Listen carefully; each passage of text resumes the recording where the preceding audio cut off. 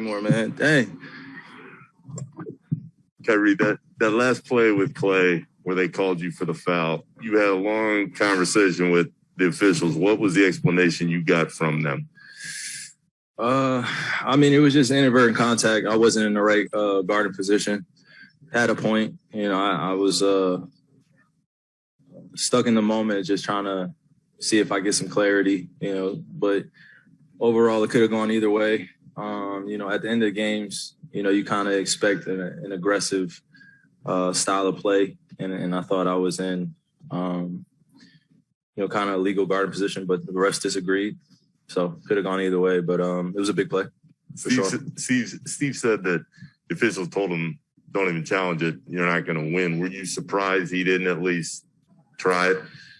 I know our coaches do a great job of having conversations, and when the game's on the line like that, on the balance, I mean, it could have gone either way. So,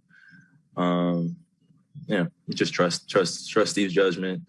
But from looking on top of the screen, I saw that my foot was in Clay's way, and he tripped, and that's going to be a foul any day of the week, any game. So, sorry. Two quick ones for you, Kyrie. I mean, you guys were obviously severely shorthanded, no James, no Kevin, but still a very competitive game. What did it take for you guys to kind of make up for the gap in talent that you didn't have? Just having a resolve out there. And when I say that, just, we had a team out there, in the Warriors where they're legends, man. They got a few legends on their team, so they're making high-level basketball plays, and then you complement that with, Otto making some tough shots in the halftime, and then Andrew having a big-time game, and you just see that their growth as a team. It showed tonight where Steph and Clay don't have their prototypical games, but other guys filled in, and we had to make up a lot of ground in that third quarter. The whistle was going back and forth. Those guys shoot, a ton of threes. So getting back in the game, it was tough. But I felt like in that third quarter, we found something as a team, and we can carry that over into the next game.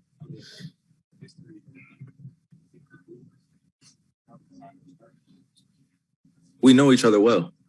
Me and this crowd out here, we know each other very well. It's not any surprise when I come in here. Different arena, obviously, but it's still the same core group of fans that have a reason to cheer for their team. They've been very successful. We've had a lot of battles, and like I said, I give a lot of respect to those legends in that locker room down there. We're all, relatively young still, but we're making impacts on our team. It's good to see Clay back out there. And it just makes the game a lot more fun when you're going against familiar guys that you've been gone against in, the finals, regular season matchups. So it feels good, and it's great to be out there as a competitor. I think that's why, we were able to answer some of their runs and just going back at them. They were throwing double teams at me, throwing double teams all across the court, and we were just able to respond. So we take some lessons from this game and carry it over. It's twofold. You said you guys think you found something. I'm curious, what is it that you found down the stretch in this? That we needed everyone. We need everyone. We need an amazing effort from everyone. That's what I mean. It's just, with James being out, obviously, you can't make up his production. We do our best to fill in for his 30 points, 10 rebounds, 10 assists that he's capable of going off for every night. But when I say that specifically, that we found something, it's just everyone's effort has to be at a certain level out there. And if we're not playing like that, we're not looking like a team that has that identity that when we're playing at a high level on both ends of the floor, specifically defensively, we're not ourselves. So we got to come out there, especially going against these great teams in this league. We got to be the aggressor. And when you look at the effort that you guys put into this game, mm-hmm. And I guess, now you've lost 4 straight, you're in 6th place. How do you, as a veteran leader, how do you make sure this team's not fracturing when you put that kind of effort in, you don't get rewarded for it? It's not the first time in my career that I've lost 4 in a row. It's not the first time Steve's lost 4 in a row. It's not the first time James lost 4 in a row. Like, a lot of us have lost games consecutively. But what I've learned, and I think other guys could echo this sentiment, is just we can't be fragile. It's people are going to come at us. Nobody's going to feel bad whether this guy's in the lineup, this guy's not in the lineup. Every team is competing for those top 4 positions. We're one of those teams that have aspirations of playing down in the late postseason.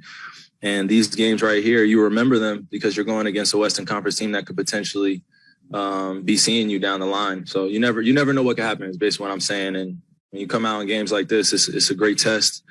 And we want to carry over the lessons that we're learning from onto the next game in Phoenix. And it's not going to get any easier. Those guys are healthy and those guys are hungry. Devin Booker's playing at an unbelievable level. So is CP. And, those are guys that were in the finals last year. So it's not going to get easier on this road trip. So it's no time to be fragile. Kyrie, foul call aside, what do you think the difference was those final few minutes when you guys were tied and they were able to pull away? What you said? What was the difference? Yeah, that final 3-4 minute stretch when you guys were tied and they were able to pull away. What do you think the difference was?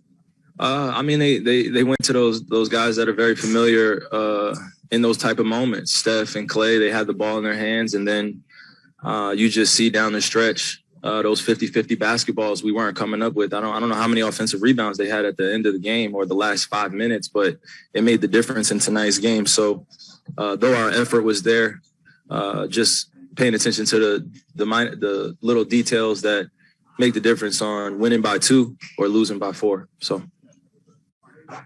Hey, Kyrie, the San Francisco city supervisor, Matt Henney, was arguing before the game that you shouldn't have been allowed to play tonight because the city normally has rules that the Warriors players and all fans have to be vaccinated to enter the arena. What's your perspective on all that?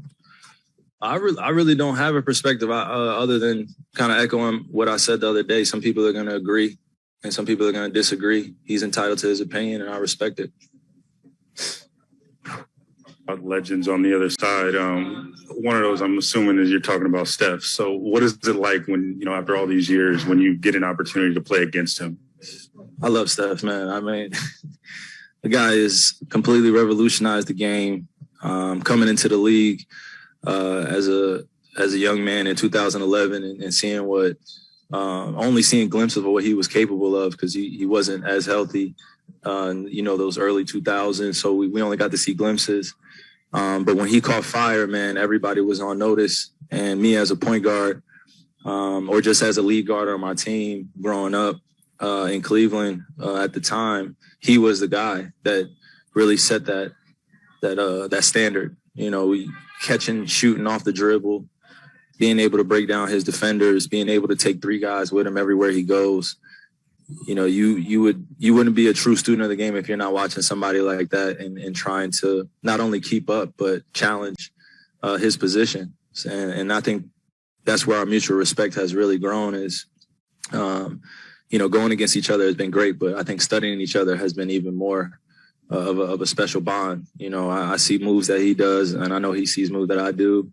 And we're just leading this next generation that's coming up behind us. You don't have to be the athletic guy that's finishing over top of the rim. That though we have young guys that are doing that now, they are the 2.0. They're able to shoot deep threes and sky over the rim. But when you look at me and Steph, I just feel like we're able to do things out there that keeps the normal person walking down the street, gives them hope that basketball can be for them as well. He's just able to do so many special things. And I could go on and on about Steph, but I love that guy, and going against him and having our battles where he's had 50 on me and I've had 30 something on him, win loss, all the comparisons, all the Instagram pages, all the Twitter feeds, everything that goes on into the media of just comparing us. I've dealt with it, and it's just like put me in a position to be able to look at him as more of a brother in arms. But when we're out there on the floor, we compete at a high level.